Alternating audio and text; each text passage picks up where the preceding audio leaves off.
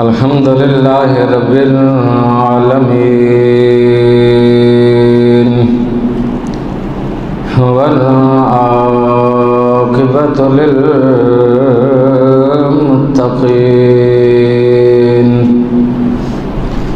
الصلاة والسلام على سید الانبیاء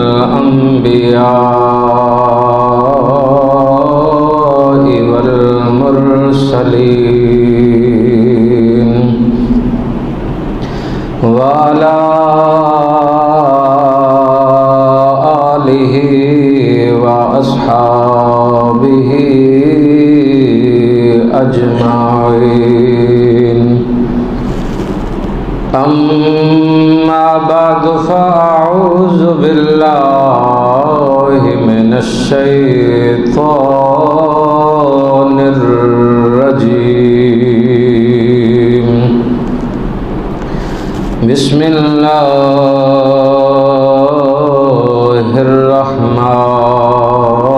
الرحمن الرحیم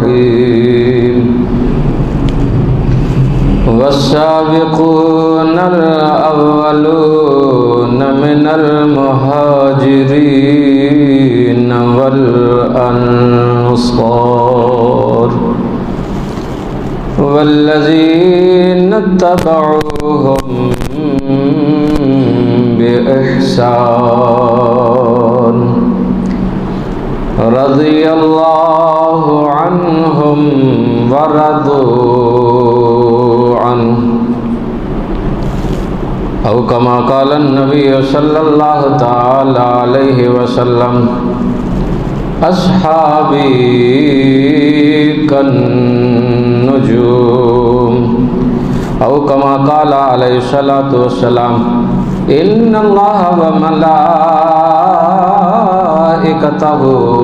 يصلون على النبي يا أيها الذين آمنوا صلوا عليه وسلموا تسليما الصلاة والسلام عليك يا رسول الله وعلى آلك وأصحابك يا حبيب الله الصلاة والسلام عليك يا جد الحسن والحسين وعلى آلك وأصحابك يا رحمة للعالمين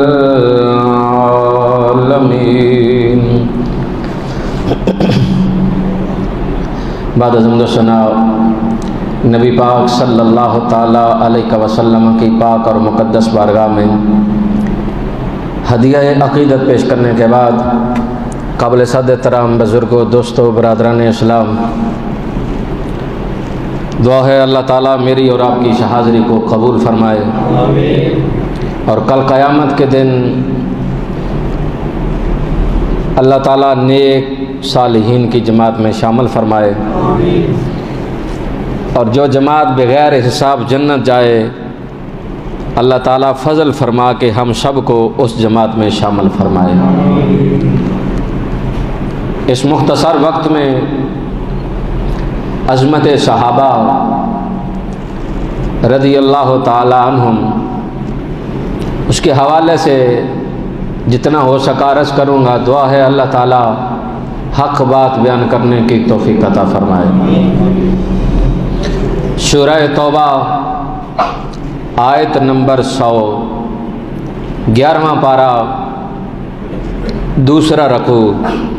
اللہ تعالیٰ ارشاد فرما رہا ہے والسابقون الاولون، وہ جو ایمان لانے میں اول آئے، پہلے آئے، سبقت لے گئے، من المہاجرین، مہاجرین کا کرو، والانصار، انصار کا کرو۔ یہ اللہ تعالیٰ نے ارشاد فرمانے کے بعد جو آج پوری امت کا مسئلہ بنا ہوا ہے کہ کس کی راہ سیدھی ہے، کون سیدھی راہ پہ چل رہا ہے، کس کے پیچھے چلنا چاہیے، کون سچا ہے، کس کا راستہ درست ہے، کیونکہ کہنے میں تو ہر کوئی کہہ رہا ہے ہم جنتی ہیں، ہماری جماعت جنتی ہے، ہمارا طریقہ درست ہے، ہر کوئی اپنے آپ کو کہہ رہا ہے ہماری راہ درست ہے، ہم جنتی ہیں، ہماری جماعت سیدھی ہے۔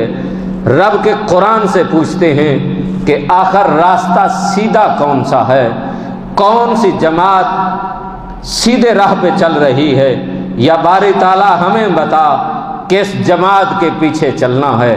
تو اللہ تعالیٰ نے قرآن مجید فرقان حمید میں سورہ توبہ 11واں پارہ آیت نمبر 100 دوسرا رکوع فرمایا والسابقون الاولون، جو ایمان لانے میں سبقت لے گئے، مولا سمجھ آ گئی، فرمایا من المہاجرین، یہ جو جنہوں نے اپنے گھر بار میرے نام کے لیے، میرے دین کے لیے چھوڑ دیے، رشتے توڑ دیے، رشتہ دار چھوڑ دیے، اولاد چھوڑ دیے، گھر بار چھوڑ دیا، صرف حق کے لیے یا میرے نام کے لیے۔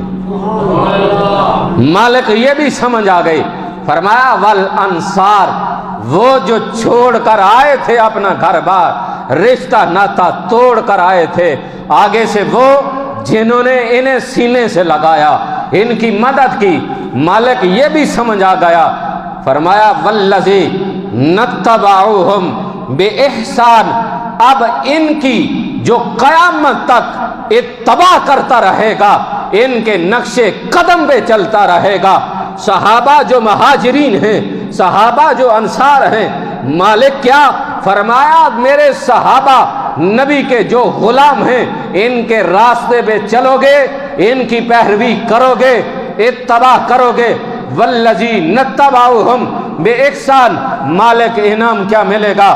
فرمایا میں نے اعلان کر رکھا ہے رضی اللہ عنہم ورضوا عنہ، میں ان سے راضی ہوں، یہ مجھ سے راضی ہو چکے ہیں۔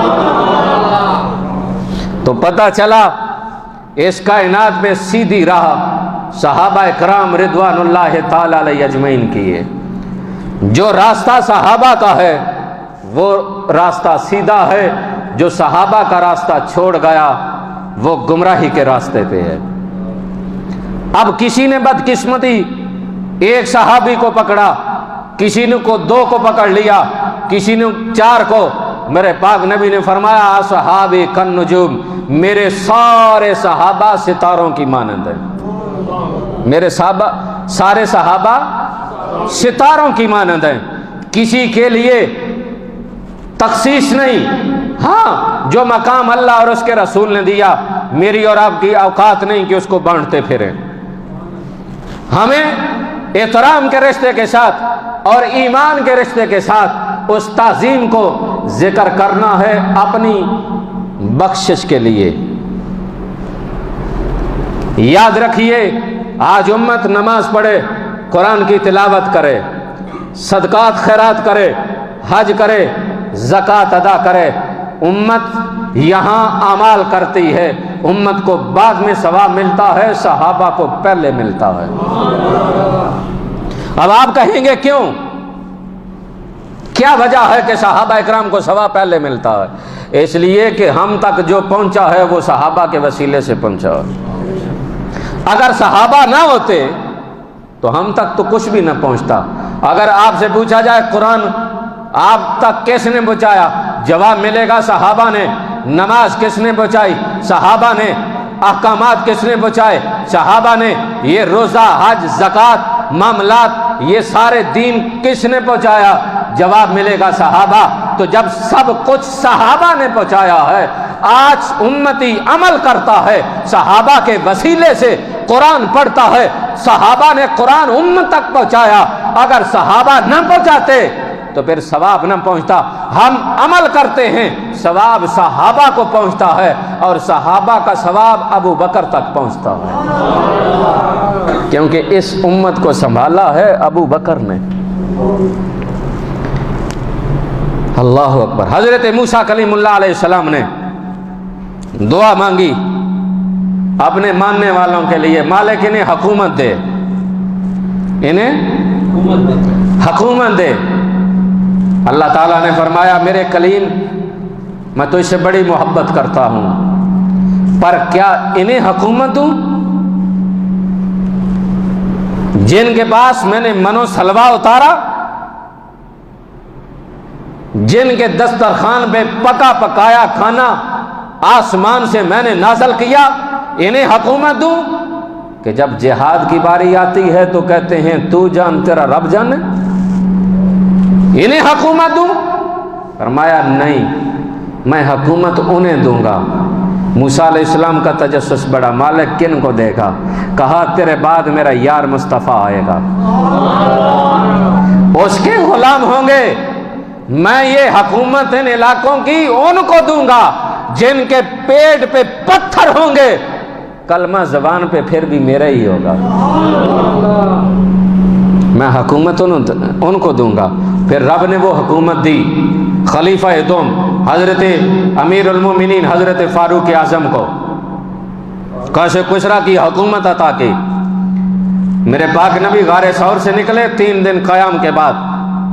جب نکلے تو حضرت ابو بکر صدیق نے خدشہ ظاہر کیا کہ آقا یوں لگتا ہے کہ کوئی ہمارا پیچھا کر رہا ہے. پہلے دیکھتے تھے میرے پاک نبی جمالی نگاہ سے، دیکھا جلالی نگاہ سے، پیچھے مڑ کے دیکھا تو سراقہ بن مالک، جلالی نگاہ سے دیکھا تو سراقہ بن مالک کے گھوڑے کے پاؤں زمین میں دھنسنا شروع ہو گئے. اللہ اکبر. اور صاحب میرے نبی نے فرمایا سراقہ میں تیرے ہاتھوں میں کنگن کیسو کسرا کے دیکھ رہا ہوں، اور تو ہے جو ہمیں پکڑنا چاہ رہا. ہاتھ جوڑے، کریمہ معافی دے دیں، غلطی ہو گئی، نہ آپ پہ حملہ کروں گا نہ ہی کسی کو بتاؤں گا. حالات بدلے، حضور تشریف لے گئے، ابو بکر گئے، عمر فاروق کا زمانہ آیا، کیسو کسرا کی حکومت ملی. اس مال غنیمت میں سونے کے کنگن بھی آ گئے. کیا آیا؟ سونے کے کنگن آئے. سراقہ بن مالک کلمہ پڑھا، مسلمان ہو گئے. زندگی میں اتار چڑھاؤ آئے، بیمار ہو گئے. کسی نے کہا سراقہ یوں لگتا ہے تیری موت قریب ہے. کہا میں نہیں مرنا. کہا کیا تو لکھوا کے لایا ہے؟ کہا ہاں، رب سے تو لکھوا کے نہیں لایا، مدینے کے تاجدار سے لکھوا کے لایا ہوں. تب تک مجھے موت نہیں آئے گی جب تک کیسو کسرا کے کنگن میرے ہاتھوں میں نہیں آئیں گے. عقیدہ ہے صحابی کا کہ موت نہیں آ سکتی، کیونکہ آمنہ کے لال نے فرما دیا ہے تب تک موت نہیں آ سکتی. اب جب مال غنیمت مسجد نبی ہے اور مدینے میں سونا پہننا حرام ہے، کسی کے جرت بھی نہیں، سامان کھولا گیا، مسجد نبی میں کنگن نکلے. فاروق اعظم خلیفہ ہے، منبر پہ تشریف لے گئے، فرمایا یہ کنگن مجھے دو. کہاں ہیں سراقہ بن مالک؟ بلایا گیا. امیر المومنین فاروق اعظم جیسا جلیل القدر صحابی کہ جس کے ڈر اور خوف کی وجہ سے شیطان راستہ بدل جاتا ہے، اگر کسی نے ہاتھ میں شراب پکڑی ہو وہ توبہ کر لے کہ عمر آ رہا ہے، وہ مجھے کوڑے مار مار کے مار ڈالے گا. شریعت اتنی ہے. اور کیا ہے، وہ توبہ کرے تو وہ جو شراب کی بوتل ہے وہ شہد بن جاتی ہے. وہ شراب کی بوتل. ایک ماجرا میں کراچی بھی ویکھے ہے. جج صاحب تشریف لے گئے، بیڈ کے پاس بوتل تھی، اٹھائی، اوپر لکھا ہوا ہے شراب ہے، رکھ کے تو پولیس والوں کو کہہ رہے ہیں یہ تحقیق کر کے بتائیں شراب ہے کہ شہد ہے۔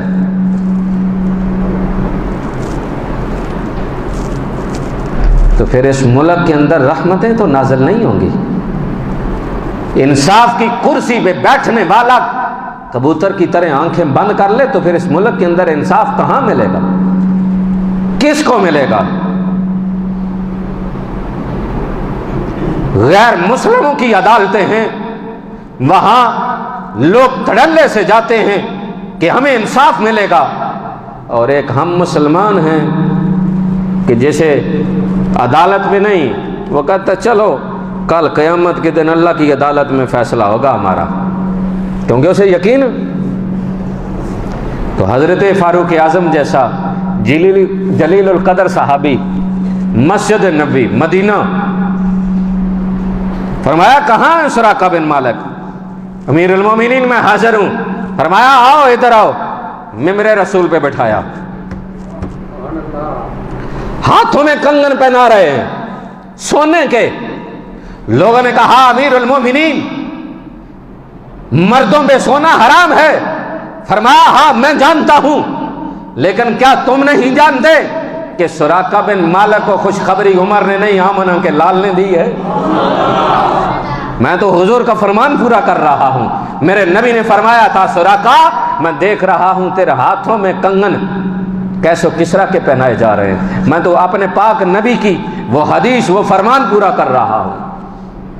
تو حضور نبی اکرم صلی اللہ تعالی علیہ وسلم کے صحابہ یوں حضور کے ساتھ اور حضور کی شریعت سے محبت کرتے۔ حضرت ابو بکر صدیق رضی اللہ تعالیٰ عنہ نماز پڑھا رہے ہیں، حضور قبیلے کسی کی صلح کروانے گئے، جب واپس تشریف لائے تو اب صف در صف ہے، امام مصلی پہ ہے، صحابہ اکرام صف میں ہیں۔ اب چاہیے جو دیر سے آئے وہ کہاں کھڑا ہو؟ پیچھے کھڑا ہوگا نا، لیکن میرے پاک نبی علیہ الصلوۃ والسلام صفوں کو چیرتے ہوئے آگے آ رہے ہیں، صحابہ اکرام اپنے امام کو متنبہ کر رہے ہیں۔ امام کوئی میرے اور آپ جیسا تو تھا نہیں، امام تھا صحابہ کا، اور وہ بھی تھا ابو بکر صدیق۔ میں اور آپ نماز پڑھ رہے ہوں تو نماز کے دوران ہی ہم پکے بھی گن لیتے ہیں، میرے اوپر بند تو نہیں ہوا، یہ ہماری نماز ہے، وہ صحابہ کی نماز ہے جس کی قسمیں میرے رب نے قرآن میں اٹھائی، قد افلح المؤمنون الذین هم فی صلاتهم خاشعون۔ حضور خواجہ قمر الدین سیالوی رحمۃ اللہ تعالی علیہ آپ فرمایا کرتے تھے کہ ایک صحابی، ادنا صحابی جس نے ایک لمحہ اسلام قبول کیا، کلمہ پڑھا، دوسرے لمحے نہ نماز پڑھی نہ کوئی عمل کیا، ایک لمحہ آمنہ کے لال پہ اسلام لایا، کلمہ پڑھا، دوسرے لمحے شہید ہو گیا، وہ ادنا صحابی، چند لمحوں کا صحابی اگر ایک گھوڑے پہ سوار ہو کر گزر جاتا ہے، اس گھوڑے کے پاؤں میں نتنوں میں جو گرد جم جاتی ہے، کائنات کے سارے غوث قطب ابدال مل کر اس خاک کو پانا چاہیں، وہ خاک پھر بھی بلند و بالا ہے جو صحابی کے گھوڑے کے قدموں سے لگی ہے۔ کائنات کے غوث اور قطب اس خاک کو بھی نہیں پا سکتے، ایک ادنا صحابی، پھر صحابہ میں جلیل القدر صحابہ، پھر صحابہ کا امام ابو بکر صدیق نماز پڑھا رہے، صحابہ متنبہ کر رہے ہیں، شور بڑا، حضور پہلی صف میں تشریف لائے، حضور پہلی صف میں تشریف لائے، جب شور بڑا حضرت ابو بکر صدیق سمجھ گئے، پیچھے ہونے لگے، یہاں رک کر ایک مسئلہ کلیئر کر دوں۔ تقویت الایمان مولوی اسماعیل دہلوی لکھتا ہے کہ اگر نماز میں محمد مصطفیٰ کا خیال آ جائے نماز ٹوٹ جاتی ہے، اور اس سے بڑھ کر بڑی خباثت یہ کی کہ جہاں نماز میں حضور کا خیال آئے اس سے بہتر ہے کہ زنا کا خیال آ جائے، زنا کے خیال سے نماز نہیں ٹوٹتی، مصطفیٰ کا خیال آ جائے نماز ٹوٹ جاتی ہے، نعوذ باللہ من ذالک۔ سنیو، ہمارا عقیدہ وہ نہیں کہ جو کسی ریت کے ٹیلے پہ کھڑا ہو، ہمارا عقیدہ وہ ہے جو پتھر کی چٹان پہ ہے۔ آج 1400 سال بعد بے عمل مسلمان کہتا ہے نبی کا خیال آئے نماز ٹوٹ جاتی ہے۔ میں نے کہا نہدان دیکھ، تیری نماز میں خیال آئے نماز تیری ٹوٹ جاتی ہے۔ صحابہ اکرام کی وہ نماز ہے جس میں پورا مصطفیٰ آ گئے، خیال نہیں آیا، پورے مصطفیٰ آئے۔ یہ سارا نماز میں ہے۔ حضرت ابو بکر صدیق پیچھے ہوئے، حضور نے ارشاد فرمایا نماز مکمل کرو۔ حضرت ابو بکر صدیق آگے ہوئے۔ علماء نے لکھا ہے حضرت ابو بکر صدیق نے ہاتھ اٹھائے، دعا مانگی، مالک تیرا بھی شکر، تیرے نبی نے ابو بکر کو پسند کیا ہے۔ پیچھے ہو گئے۔ اب علماء نے نقشہ لکھا ہے، نماز ہو رہی ہے، میرے پاک نبی علیہ الصلوۃ والسلام آگے ہیں، پیچھے ابو بکر، پیچھے جماعت، یعنی نقشہ کیا بنا؟ ابو بکر کے امام میرے پاک نبی۔ سنبھال کے سبحان اللہ رکھیے جی۔ ابو بکر کے امام میرے پاک نبی اور پوری جماعت کے امام ابو بکر صدیق۔ نماز مکمل ہوئی۔ حضور نے فرمایا ابو بکر آگے کیوں نہیں ہوا؟ ہاتھ جوڑ کر کہا آقا ابو بکر قحافہ کے بیٹے کی کیا مجال کہ آمنہ کے لال کے آگے کھڑا ہو، میری کیا جرت ہے؟ یہ محبت، یہ ادب صحابہ نے دیا جو آج اہل سنت کر رہی ہے۔ حضرت عمر فاروق رضی اللہ تعالیٰ عنہ کے زمانے میں قحط سالی بڑھی، دنیا عرب بدحالی کی طرف بڑھی۔ حضرت عمر فاروق رضی اللہ تعالیٰ عنہ نے لوگوں کو جمع کیا، نماز استسقاء پڑھی۔ اب حضرت عباس حضور کے چچا ہیں، بازو پکڑا، اپنے ہاتھ بلند کیے، حضرت عباس کے ہاتھ اپنے ہاتھوں پہ رکھ کر دعا کر رہے ہیں، اے اللہ تیرے نبی کے وسیلے سے دعا مانگتے تھے، آج تیرے نبی کے چچا کا وسیلہ دے کر دعا مانگتے ہمیں بارش عطا فرما۔ محدثین نے لکھا ادھر دعا مانگنے کی دیر تھی، ادھر رب نے رحمت کا نزول فرما دیا۔ لوگ حضرت عباس کی چادر کو چومنے لگے، ہاتھ چومنے لگے کہ اللہ نے آپ کے وسیلے سے ہمیں بارش عطا فرمائی۔ آج کائنات کے جتنے مفسر ہیں جو قرآن کی تفسیر لکھتے ہیں، سب سے پہلی اس کائنات کے اندر جو تفسیر لکھے گی وہ ہے تفسیر ابن عباس۔ کیا ہے؟ بولیے کون سی تفسیر؟ ابن عباس۔ ابن عباس، اس تفسیر کا نام ہی یہ ہے ابن عباس۔ جتنے مفسر ہیں سب سے پہلے اس تفسیر کو لیتے ہیں، سامنے رکھتے ہیں، اس سے دیکھ کر آگے اپنی تفسیر لکھتے ہیں۔ سب سے پہلا مفسر ابن عباس۔ ادب دیکھیے، والد گرامی نے فرمایا جاؤ آج رات حضور کے ساتھ گزارو اور دیکھنا کہ حضور رات کو کیا کیا کرتے ہیں۔ حضرت ابن عباس فرماتے ہیں میں آیا حضور کے پاس لیٹ گیا، بچپن تھا، حضور اٹھے وضو کیا، میں بھی اٹھا وضو کیا، وضو کرنے کے بعد حضور نے تہجد کی نماز نیت دی۔ کہتے ہیں میں نے حضور کے پیچھے نماز نیت دی۔ جب نماز نہیں تھی، اکیلے مقتدی تھے، میرے پاک نبی علیہ الصلوۃ والسلام نے بازو سے پکڑ کے اپنے پاس کھڑا کر لیا۔ حضور نماز شروع کی، حضرت ابن عباس کہتے ہیں میں پیچھے ہو گئے، حضور نے پھر مجھے پکڑ کے اپنے پاس کھڑا کیا، میں پھر پیچھے ہو گئے، حضور نے تیسری مرتبہ مجھے پکڑ کے ساتھ کھڑا کیا، میں پیچھے ہو گیا، حضور نے نماز مکمل کی، فرمایا کیا ہوا؟ میں تجھے اپنے پاس کھڑا کرتا ہوں، ساتھ کھڑا کرتا ہوں، تو پیچھے ہو جاتا ہے۔ اللہ اکبر۔ حضرت ابن عباس کہتے ہیں آقا میری کیا مجال ہے، میں آپ کے ساتھ کھڑا ہوں۔ سب سے پہلا مفسر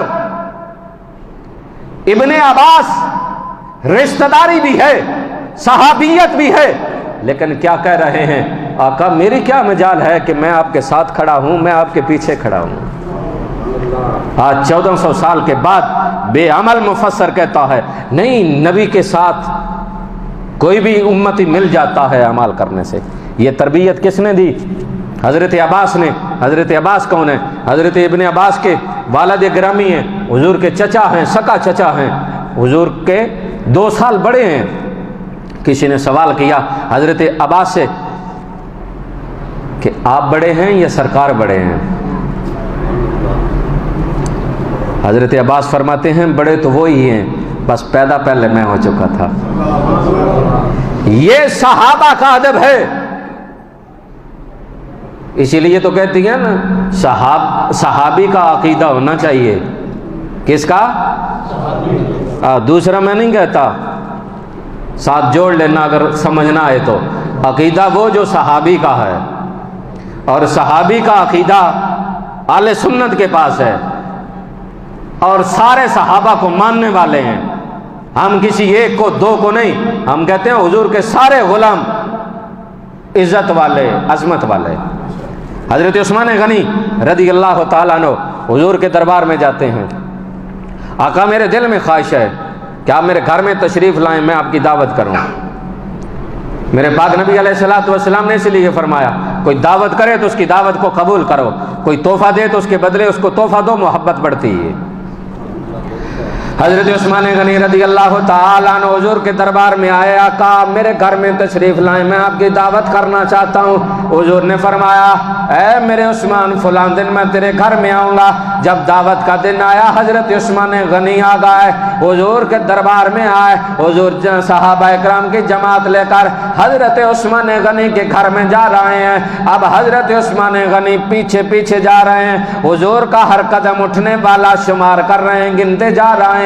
حضرت عثمان غنی جتنے قدم لگے کاشانہ اقدس سے لے کر اپنے گھر تک جتنے قدم حضور کے اٹھے ہر قدم گن لیے۔ کھانا کھایا، کھانا کھانے کے بعد حضور جب وہاں سے اپنے گھر کی طرف چلے، حضرت عثمان غنی پھر پیچھے پیچھے جا رہے ہیں، ہر قدم گنتے جا رہے ہیں۔ حضور نے پیچھے مڑ کر دیکھا کہ عثمان کیا کر رہا ہے؟ کہا میں یہ دیکھ رہا ہوں آپ کا ہر قدم اٹھے گا میں وہ گنتا جا رہا ہوں۔ حضور نے فرمایا عثمان گن کر کیا کرو گے؟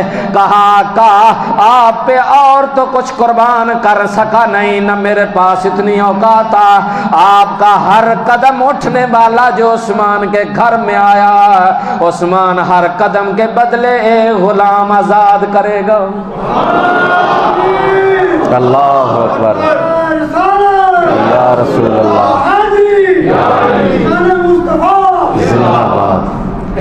پہلیاں صفحاں لے بولے جے تو پچھلیاں صفحاں لے پھر بھی خاموش جے۔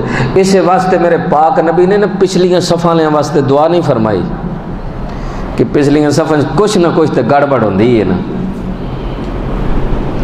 ناراض نہیں ہونا، میں حدیث سنائی ہے، رب دے نام تو بھی بندہ شرما جائے تو پھر کائنات وچ کیڑی شے ہے جے تے بندہ خوش ہوئے؟ تل لا کے رب دا نام لے، نعرہ تکبیر۔ اجے بھی چس نہیں آئے، رب دا نام ہوئے تو بندے نے تے مچل جانا چاہیے۔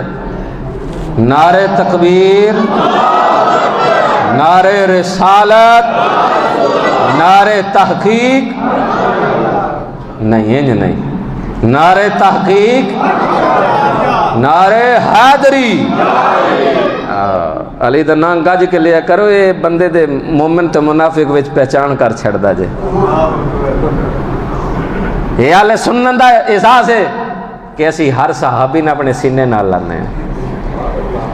حضرت علی رضی اللہ تعالیٰ عنہ دعوت کھا کر جب اپنے گھر میں گئے، حضرت فاطمہ الزہرا سلام اللہ علیہا نے دیکھا آج میرا سر کا تاج کچھ پریشان نظر آ رہا ہے۔ پاس گئی، پوچھا لے کیا بات ہے؟ کہا آج تیرے بابا کی دعوت عثمان نے کی ہے، بڑی نرالی کی ہے۔ کہا کیا ہوا؟ کہا دعوت تو ایک جانب کی ہے لیکن ہر قدم کے بدلے ایک غلام آزاد کیا۔ کاش میرے رب نے علی کو بھی مال و دولت دیا ہوتا تو میں بھی تیرے بابا کی دعوت کر کے ہر غلام آزاد کر دیتا۔ حضرت فاطمہ الزہرا سلام اللہ علیہا کہنے لگی کہ علی اس میں پریشانی کی کون سی بات ہے؟ جا جاؤ میرے بابا سے دعوت کا ٹائم لے کر آؤ۔ علی نے یہ نہ سوچا کہ ہمارے گھر میں تو 10 دن تک کچھ پکتا ہی نہیں، ہم دعوت کیسے کریں گے؟ لیکن ساتھ یہ بھی تو دیکھا نا کہ فاطمہ الزہرا کے دل میں خیال آ جائے اللہ جبرائیل کے ذریعے جنت سے جوڑے حسن و حسین کے بھیج دیتا۔ حضرت علی نے جب یہ سنا سیدھے چلتے چلتے حضور کے دربار میں گئے، جا کر کہا کہ آپ ہمارے گھر میں کب تشریف لائیں گے؟ میرے پاک نبی نے نگاہ اٹھا کر دیکھا، اس لیے کہ دیکھتے تھے میرے ویر علی کے گھر میں تو کھانے پینے کے لیے کچھ بھی نہیں ہے، اسی لیے اپنی بیٹی حضرت فاطمہ الزہرا سلام اللہ علیہا کو وصیت کر کے بھیجا۔ جب رخصتی کرنے لگے حضور نے فرمایا میرا بیٹا فاطمہ، میرا ویر علی غریب ہے، کوئی ایسی ڈیمانڈ نہ کرنا جو علی پورا نہ کر سکے اور شرمندہ ہو۔ یہ وصیت کر کے بھیجا۔ پھر حضرت فاطمہ الزہرا کی ساری زندگی اٹھا کر دیکھیے، پتے کھا کر گزارا کیا، گھاس کھا کر گزارا کیا، 20 دن تک کے لیے گھر میں چولہا نہیں چلا، کبھی زبان پہ شکوہ نہیں آیا، شکایت نہیں آئی۔ حضرت فاطمہ الزہرا نے کہا علی جاؤ دعوت کا ٹائم لے کر آؤ۔ حضرت علی جاتے ہیں، جا کر حضور کے دربار میں دعوت کا ٹائم لیتے ہیں۔ حضور نے فرمایا کل آپ کے گھر میں آئیں گے۔ دعوت کا دن آیا، حضور نبی اکرم صلی اللہ تعالی علیہ وسلم تشریف لائے، صحابہ اکرام کی جماعت بھی آ گئے۔ جب حضرت علی نے دیکھا گھر میں بیٹھا کر گئے، کہا فاطمہ اب تمہارے بابا بھی آ گئے، مہمان بھی آ گئے، صحابہ اکرام بھی آ گئے، اب کیا کرنا ہے؟ کہا علی آپ مہمانوں کے پاس بیٹھیے نا، میں کچھ کرتی ہوں۔ آج ہمارے گھروں میں مہمان آ جائیں، عورت اتنا شور مچا دیتی ہے، گھر میں نہ بوتلیں ہیں، نہ کھانا ہے، نہ پینا ہے، فلاں چیز بھی ختم ہے، فلاں چیز بھی ختم ہے، مہمان بھی آ گئے، تم نے لایا کچھ بھی نہیں ہے۔ لیکن صدقے جاؤں نبی کی پیاری بیٹی کے اعظم پر، فرمایا علی آپ جاؤ نا مہمانوں کے پاس بیٹھو، میں کچھ کرتی ہوں۔ اللہ کے پاک نبی کی بیٹی نے کیا کیا؟ وضو کرنے کے بعد مصلی بچھایا، مصلی بچھا کر 2 رکعت نماز نفل ادا کرنے کے بعد دامن پھیلایا، کہا مولا فاطمہ کی ساری زندگی گزر گئی، کبھی تیرے در پہ شکوہ نہ کیا، کبھی شکایت نہ کی، کبھی اپنے لیے کچھ نہیں مانگا، کبھی اپنی اولاد کے لیے کچھ نہ مانگا، اپنے شور کے لیے کچھ نہ مانگا۔ آج بھی اس لیے نہیں مانگ رہی کہ میرے بابا مصطفیٰ ہیں، آج بھی اسی لیے مانگ رہی ہوں کہ تیرا پاک نبی ہمارے گھر میں آیا ہے۔ اس لیے نہیں مانگ رہی کہ میرا بابا آیا ہے، اس لیے مانگ رہی ہوں کہ تیرا محبوب نبی آیا ہے۔ میں نے اپنے بابا کی دعوت نہیں، تیرے محبوب نبی کی دعوت کرنی ہے۔ رب نے فرمایا جبرائیل یا رب جلیل، فرمایا جنت سے کھانا لے جاؤ، علی کے دسترخوان پہ بچھا دو۔ اب صحابہ اکرام کھانا کھا رہے ہیں، کسی صحابی نے کہا یا رسول اللہ صلی اللہ تعالی علیہ وسلم کل دعوت کھائی ہے عثمان کے گھر میں، کھانا وہ بھی بڑا لذیذ تھا، لیکن یا رسول اللہ آج کے کھانے میں کوئی عجیب ہی لطف ہے۔ میرے پاک نبی مسکرائے، فرمایا سنو عثمان کے گھر میں جو تم نے دعوت کھائی ہے وہ کھانا دنیا کا تھا، علی کے گھر جو کھا رہے ہو وہ دنیا کی نعمت نہیں، جنت کی نعمتیں۔ اب حضرت علی نے دیکھا باپ بیٹی دونوں موج میں آئے ہیں، فائدہ لے لو۔ اب دوڑے پھر، ہاں فاطمہ عثمان نے تو تیرے بابا کے ہر قدم پہ ایک غلام آزاد کیا ہے، علی کیا کرے؟ آئے لوگ علی کا نام لے کر کہتے ہیں علی نے ساری زندگی زکوٰۃ نہیں دی، ہم کیوں دے؟ ہم علی کے ماننے والے ہیں۔ ناہدانو، علی ساری زندگی صاحب نصاب ہی نہیں ہوا تو زکوٰۃ کیسے دے گا؟ زکوٰۃ تو وہ دیتا ہے جو صاحب نصاب ہو۔ حضرت علی کے گھر میں تو مال غنیمت آ جائے، محدثین نے لکھا ہے رب کعبہ کی قسم جب تک شام ہونے سے پہلے سب کچھ بانٹ نہ دیتے چین ہی نہیں آتا تھا۔ ایک دفعہ گھر میں کچھ مال غنیمت آیا، بانٹا، کچھ نیچے گر گیا، جھاڑو لے کر خود مار رہے ہیں کمرے میں اور ساتھ کہہ رہے ہیں اے دنیا نکل میرے گھر سے۔ تو کہتا ہے علی نے زکوٰۃ نہیں دی، علی تو ساری زندگی شب نصاب تک نہیں ہوا۔ گئے، جا کر کہا فاطمہ اب میں کیا کروں؟ کہا علی آپ بیٹھیے نا، مہمانوں کے پاس میں کچھ کرتی ہوں۔ 2 رکعت نفل نیت باندھی، باندھنے کے بعد نماز پڑھنے کے بعد دامن پھیلایا، کہا مولا دولت نہیں مانگتی، کبھی مانگی ہی نہیں، آل رسول جتنے آپ جہاں تک دیکھیں گے دامن نہیں پھیلائیں گے۔ حضرت امام زین العابدین کعبۃ اللہ کا طواف کر رہے تھے، ہارون اور رشید آیا، کہا حضور کچھ چاہیے؟ کیا فرمایا؟ بولو تو صحیح یار۔ امام زین العابدین وہ جنہوں نے کربلا کا سارا منظر اپنی آنکھوں سے دیکھا،